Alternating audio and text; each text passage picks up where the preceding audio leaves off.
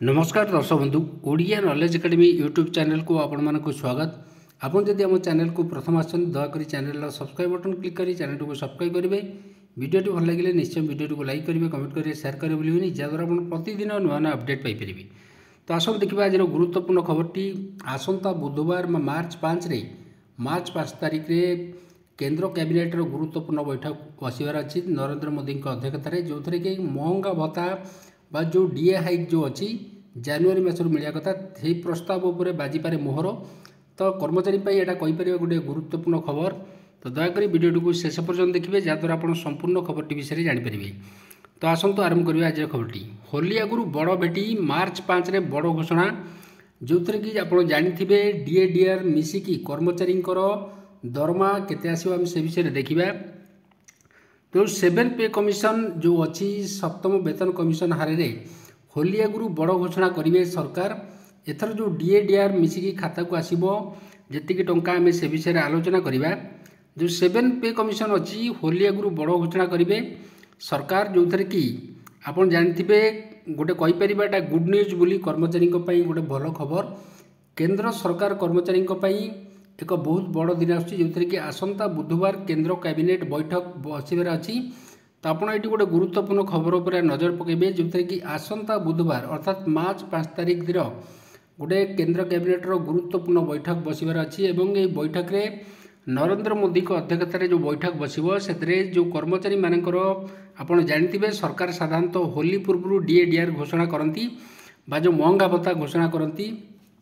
तो आप जानते जो डिसेम्बर मासर एआईसीपीआई इंडेक्स जो डाटा अच्छी एआईसीपीआई इंडेक्स डाटा से रिलीज होती। तो सरकार वर्तमान डीए घोषणा करेंगे जोटा कि आपन को 2 मासर एरियर सहित जनवरी फेब्रुआरी ता सहित मार्च मासर आपण को महंगा भत्ता प्रदान करा सरकार गोटे बड़ घोषणा करेंगे। जदि आम गत वर्ष रेकर्ड देखा तेरे कर्मचारी केंद्र सरकार जो होली पूर्व डीए वृद्धि घोषणा करते सेहीपरि भाव में आज ए वर्ष सरकार सेहीपरि समान धरण होली पूर्व घोषणा करेंगे जो थे कि गुड न्यूज कहीपर कर्मचारी नरेंद्र मोदी सरकार मार्च 5 तारिख में डीए वृद्धि घोषणा करते एथर कौन केंद्र सरकार कर्मचारी अवसरप्राप्त कर्मचारी मैंने अतिरिक्त डीए पाइबे कि।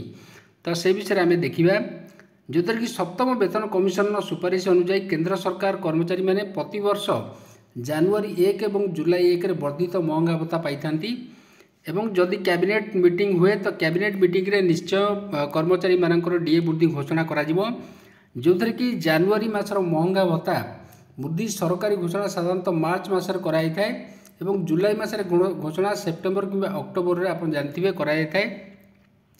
तो से हिसाब से महंगा भत्ता जो तारिख में घोषणा होना कहीं यह जनवरी जुलाई रु लागू होगा होली पूर्व केंद्र सरकार कर्मचारी आसपारे गोटे बड़ खबर जो थे कि समान धरण राज्य सरकार से घोषणा को लागू करती आकलन कला एथर अर्थात जनवरी 2025 रु मोदी सरकार कर्मचारी मैंने 4% महंगा भत्ता जो आप जानते किंतु सरकार को जो घोषणा पर्यंत आसीनी आम कहीपर केते बढ़िबो। तो तेणु समस्त केंद्र सरकार कर्मचारी को प्रति मासरे सर्वनिम्न दरमा 540 टंका रु 720 टंका पर्यंत मिलता है। अर्थात एवं बुझे जे महंगा भत्ता किपरि गणना करा जाए। तो आप जानते जदि केंद्र सरकार कर्मचारी दरमा 30,000 टंका तेबे तांकर मूल दरमा 18,000 टंका है से कर्मचारी मैंने 50% अर्थात 9,000 टंका डीए पाउछंती। तो से हिसाब से जब आम कैलकुलेट करवा जदि डीए डीआर 3% वृद्धि पाए तेबे यह 9,540 टंका हो अर्थात प्रति मासरे डीए 540 टंका वृद्धि हुआ। जदि डीए 4% वृद्धि पाए तेबे यह 720 टंका डीए प्रदान करेंगे सरकार। यार अर्थ हूँ मोदी सरकार जो सरकारी कर्मचारी मैंने अच्छा वर्धित डीए भाव में 9,720 टंका पाइबे। गत वर्ष यह केते वृद्धि पाई आम जाचे गत वर्ष मार्च 2024 रे केंद्र सरकारी कर्मचारी डीए जो थिला 4% वृद्धि कराइला किंतु ए वर्ष यदि आम एआईसीपीआई इंडेक्स को आम देखा तो इंडेक्स को देखा डिसेम्बर मासर जो इंडेक्स रिपोर्ट आसी मुझे तो से 3% हुए तो सरकार घोषणा करपारती डीए घोषणा 3% हो पारे। तो से हिसाब से जब आम नजर पकेबा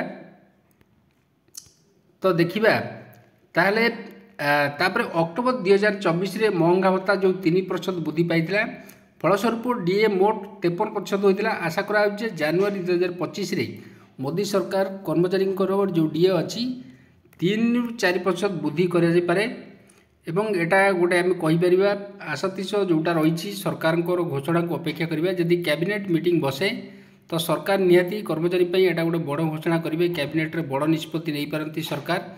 मार्च मासर जो कैबिनेट मीटिंग बसबार अच्छी से सरकार कर्मचारी मानक गोटे बड़ भेटी देवे जो कि डीएनएस अलाउंसेस महंगा वृत्ति उपर किसी बड़ निष्पत्ति नहीं पारती सरकार। तो आज ये खबरटी जदि खबरटी भल लगा दयाकोरी चैनल को सब्सक्राइब करेंगे, वीडियो को लाइक करेंगे, कमेंट करेंगे, शेयर करेंगे भूलें। धन्यवाद।